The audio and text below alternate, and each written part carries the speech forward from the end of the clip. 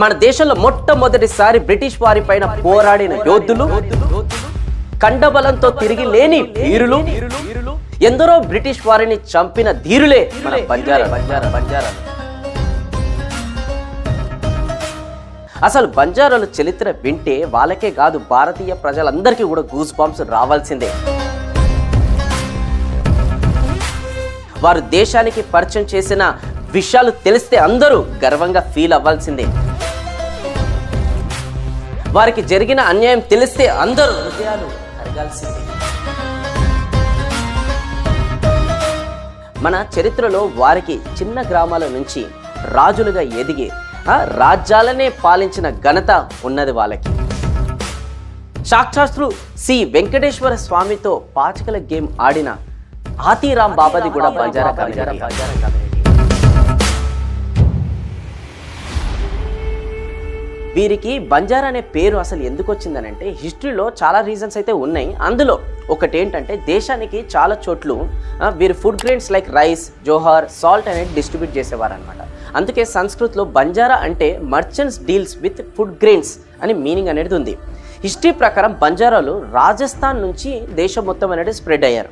వారి ప్లేసెస్ని బట్టి ఒక్కొక్క రకంగా వాళ్ళు పిలుచుకుంటారు అనమాట. తెలంగాణ, ఆంధ్రప్రదేశ్లో అయితే లంబాడి, సుగాలి, బంజారా, నాయక్స్, రాథోడ్స్, చౌహాన్స్ అని పిలుస్తారు. వారికి సపరేట్ లాంగ్వేజ్ కూడా ఉంటుంది.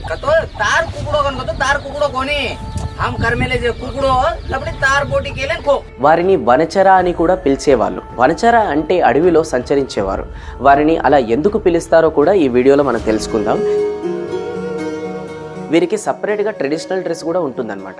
వారు ఎందుకు ఆ డ్రెస్ అనేది ఉంటుందంటే వాళ్ళు అడవిలో నివసిస్తుంటారు కాబట్టి కొన్ని జంతువులు ఉంటాయి కదా, వాళ్ళకి మిడిల్ ఆఫ్ ద నైట్ లేదంటే అప్పుడప్పుడు అటాక్ చేస్తాయి కాబట్టి సో వాటితో సేఫ్గా ఉండడం కోసం వీళ్ళు ఇట్లాంటి డ్రెస్సులు తయారు చేసుకొని వేసుకునే వాళ్ళు అనమాట.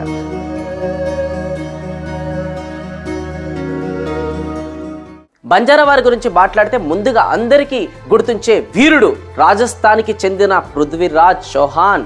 మన దేశంలో ఎందరినో ఓడించిన మహమ్మద్ అహాబ్ గూర్ ని చిత్తుగా ఒంటి చేత్తో ఓడించిన ధీరుడు అతను. ఇండియాని రూల్ చేసిన హిందూలో ఆఖరి వాడు. అప్పట్లో అతను రూల్ చేస్తున్న రోజులు బంజారా వాళ్ళు చాలా గర్వంగా ఉన్నత స్థాయిలో ధైర్యంగా బతికేవారనమాట. బంజారాల దగ్గర ఎక్కువగా ఆవులు అనేది ఉండేవాటివి అండ్ వాటితోనే బిజినెస్ అనేది చేసేవాళ్ళు. వారు ఉప్పు, జొన్నలు అన్ని ప్రదేశాలకు ట్రాన్స్పోర్ట్ అనేది చేసేవారు. మన దేశంలో ఎన్నో రోడ్స్ అనేది ఏర్పడ్డాయి కదా. ఎందుకు ఏర్పడ్డాయి అంటే వాళ్ళ ఎడ్ల బండ ద్వారానే అవి అనేది ఏర్పడ్డాయి అనమాట. వారు ఫిజికల్గా చాలా స్ట్రాంగ్ ఉండేవారు. అందుకే వారిని చాలా మంది రాజులు రాజ్యాన్ని కాపాడడానికి నియమించుకునేవారు. వారు కష్టాన్ని నమ్ముకొని బ్రతికేవారు. కొన్ని రోజుల తర్వాత పృథ్వీరాజ్ గారి చేతిలో ఓడిపోయిన మహమ్మద్ అఫ్ గూర్ పెద్ద సైన్యంతో వచ్చి పృథ్వీరాజ్ గారిని ఓడించారు. అప్పటి వరకు ఉన్న సైన్యం ఒక్కసారిగా కుప్ప కూలిపోయింది. అప్పటి నుంచి మన బంజారాలు వలస వెళ్ళడం స్టార్ట్ అయిందనమాట. అలా బంజారాలు కొన్ని గ్రూప్స్గా విడిపోయి కొందరేమో బిజినెస్ చేసుకుంటున్నారు, కొందరేమో రాజస్థాన్లోనే ఉండిపోయారు, ఇంకొందరైతే అన్ని స్టేట్స్లో డిస్ట్రిబ్యూట్ అయ్యి ఎవరికి సంబంధం లేకుండా అడవిలో గుడిసెలు కట్టుకొని అక్కడే జీవిస్తున్నారనమాట. ఊరికి దూరంగా ఉండి వారు ఉండే ప్లేసెస్ని తండాలుగా పిలుచుకుంటున్నారు. అండ్ ఇంకా గ్రేటెస్ట్ థింగ్ ఏంటంటే బంజారాకి చెందిన గొప్ప warrior, historic Banjara king, Asian trader and Asian civil contractor by Lakhi Shah Banjara. ఇతను ఢిల్లీకి దగ్గరలో ఉన్న తండాలో జన్మించాడు. అతను అప్పట్లోనే 4 లక్షల మందికి ఎంప్లాయ్మెంట్ అనేది ఇచ్చాడు. ఎంత గొప్ప విషయం అని. అతను యుద్ధంలోనే కాదు బిజినెస్లో కూడా ఆరుదేరిపోయాడు అనమాట మొత్తం. అతను సివిల్ కాంట్రాక్టర్ కాబట్టి మన దేశంలో చాలా ప్లేసెస్కి అతను మెటీరియల్స్ అనేది సప్లై చేసేవారు. బట్టలు కూడా చాలానే ట్రాన్స్పోర్ట్ చేసేవారు అనమాట. మొఘల్స్ ఉన్నప్పుడు వాళ్ళకి ఇతనే ట్రాన్స్పోర్ట్ అనేది చేసేవారు అనమాట. ఇతని తండాల్లో మినిమం టు మినిమం 3 లక్షల మంది ఉండేవారు అనమాట.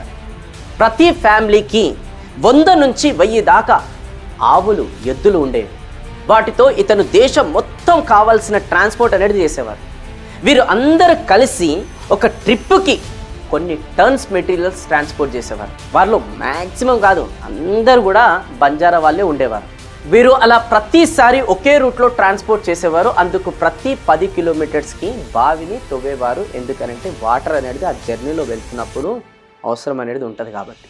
ఇలా వీరు దేశంలో ఎన్నో బావిలను తవ్వారు. వీరు దేశం మొత్తం ట్రాన్స్పోర్ట్ చేసిన రూట్సే ఇప్పుడు నేషనల్ హైవేగా మనం యూజ్ చేస్తున్నాం. మన దేశంలో ఉన్న గొప్ప గొప్ప పురాతనమైన రెడ్ ఫోర్ట్, రాజస్థాన్లోని లోగాట్ ఫోర్ట్, ఇలా చాలా వాటిని కట్టించింది ఇతనే. ఇతని సిక్కులు చాలా గొప్పగా ఈయనని గౌరవిస్తారనమాట. ఎందుకు గౌరవిస్తారంటే సిక్కిజం ఫౌండర్ అయిన గురునానక్ గారు కూడా ఇతని మంచి ఫ్రెండ్ అనమాట. అంతటి గొప్ప చరిత్ర కలిగిన వీరులు మన బంజారాలో చాలామంది ఉన్నారు. వీరికి అన్యాయం ఎప్పటి నుంచి మొదలైందో తెలుసా? అప్పట్లో దేశంలోకి మన బ్రిటిషర్స్ ఎంటర్ అయ్యి ఏం చేశారు? మెల్లమెల్లగా అందరినీ బానిసల్లాగా మార్చడం స్టార్ట్ చేశారనమాట. కానీ లొంగలే, మన బంజారా వాళ్ళు అస్సలు లొంగలే. ఎందుకనంటే మన దేశ పరువు కాపాడాలని చెప్పేసి. అందుకు ఏమైంది తెలుసా? వాళ్ళిద్దరి మధ్యలో గొడవలు అనేది స్టార్ట్ అయినాయి. అడవిలో ఉంటూ చాలామంది బ్రిటిషర్స్ అనేది చంపుకుంటూ వచ్చారు. అందుకు ఏమైంది? రిటర్న్గా 1871లో క్రిమినల్ ట్రాప్స్ యాక్ట్ని ఇంప్లిమెంట్ చేసి వారిని దుండగులు అని అనేక పేర్లు పెట్టి డ్యామేజ్ చేసి బంజారా వాళ్ళది నేమ్ మొత్తం కూడా ప్రజల లోపల బ్యాడ్గా క్రియేట్ చేశారు బ్రిటిషర్స్. ఎస్, ఇంకా అంతేకాదు, ఇంకా వీళ్ళు ఎక్కడ కనిపిస్తే అక్కడ దారుణంగానే అక్కడనే ఆన్ ద స్పాట్ చంపేయాలని కూడా బ్రిటిషర్స్ డిక్లేర్ చేసి చంపారు కూడా. అలా మెల్లిమెల్లిగా ఎన్నో యుద్ధాల తర్వాత వారికి కోపం అనేది బ్రిటిషర్స్కి బంజారా వాళ్ళ పైన అప్పుడు తగ్గింది. వారు అడవినే నమ్ముకొని అడవిలో ప్రొడ్యూస్ అయ్యే వాటిపైనే ఆధారపడి ఆవులు పెంచుకుంటూ బ్రతికేవారు. వారు అనారోగ్యంతో బాధపడితే వారు నైటు వైద్యాన్ని నమ్మేవారు అనమాట. ఎందుకంటే వారికి ఏ చెట్టు ఏ రోగాన్ని నయం చేస్తుంది అనేది కూడా చాలా క్లియర్గా తెలుసు. ఓకే, అడవిలో సంచరిస్తూ అడవినే నమ్ముకుంటూ ఉన్నారు కాబట్టే వనచర అని వీళ్ళని పిలిచేవారు. వారి దేశాల్లో ఎంతో గొప్ప రాజులకి ఉప్పుని, ఆయుధాలని అందించేవారు. మన తెలుగు స్టేట్స్ కలిసి ఉన్నప్పుడు నిజామ్స్కి గోల్కొండ ఫోర్ట్లో వారికి కావాల్సిన అన్ని కూడా అందించేవారు. అందుకే గోల్కొండ ఫోర్ట్లో సపరేట్గా బంజారా దర్వాజా అనేది ఉంటుంది అనమాట. బంజారా వారి సంఖ్య ఎక్కువ కావడంతో దగ్గర ఉన్న ఒక కొండ దగ్గర వారి ఆవులని తీసుకొచ్చి కొన్ని గుడిసెలు వేసుకొని కట్టుకొని అక్కడిని జీవించేవారు. నిజాం రాజులకి కావాల్సిన ఇవ్వడంతో వారికి చాలా మర్యాదగా బంజారా వాళ్ళని చూసుకునే వాళ్ళు నిజాం రాజులు. అలా వారు కొన్ని కుటుంబాలతో అక్కడిని ఆ కొండపైనే సెటిల్ అనేది అయ్యారనమాట కొన్ని సంవత్సరాలు. ఆ కొండలే ఇప్పుడు మనం హైదరాబాద్లో పిలుచుకుంటున్నాం. వాటిని ఏమని పిలుచుకుంటున్నాం? బంజారా హిల్స్ అని పిలుచుకుంటున్నాం.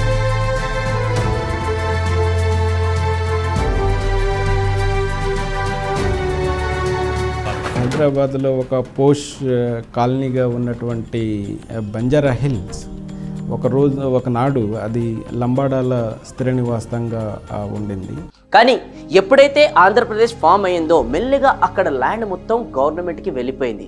వారికి అప్పట్లో చదువు కొంత అవగాహన లేకపోవడంతో చాలామంది అన్యాయం చేసి అక్కడి నుంచి వాళ్ళ దగ్గర ఉన్న ల్యాండ్ని లాక్కొని పంపించడం జరిగింది.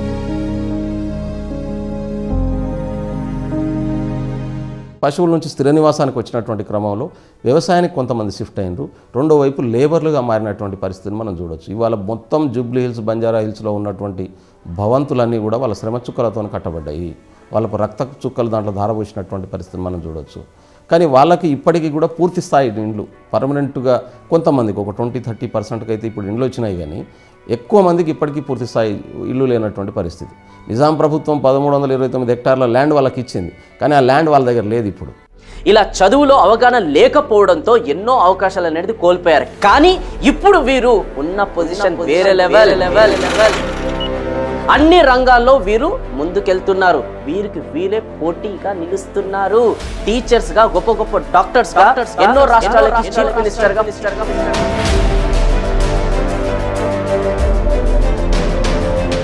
ఎక్కడికి వెళ్ళినా వీరు మనుషుల పట్ల చూపించే ప్రేమ చాలా ఎక్కువగా ఉంటుంది. అసలు యూనిటీ అంటే వీళ్ళ దగ్గర నుంచే నేర్చుకోవాలి. వాళ్ళల్లో ఎవరికైనా ఏదైనా జరిగింది అనుకోండి, వెంటనే 100 మంది వస్తారు, ఒకరికొకరు హెల్ప్ అనేది చేసుకుంటారు.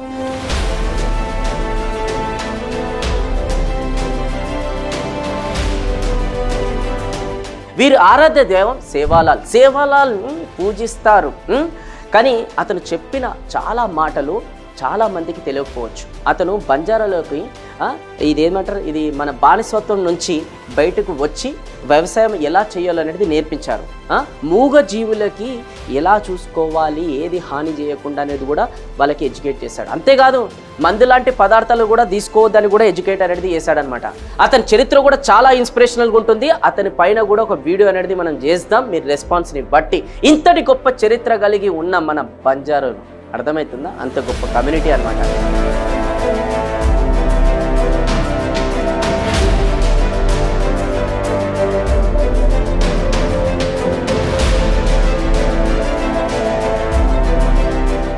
ఈ వీడియోని మన బంజారా సోదరుల కోసం రీసెర్చ్ చేశాను. ఏమైనా తప్పులుంటే దయచేసి క్షమించండి. మేము మిస్ చేసిన ఇంకేమైనా విషయాలు మీకు గనక తెలిస్తే కింద కమెంట్ బాక్స్లో తెలియండి. అలాగే నెక్స్ట్ ఏ కమ్యూనిటీ వారి గొప్పతనాన్ని తెలియానో దయచేసి కమెంట్ బాక్స్లో అది కూడా తెలియండి.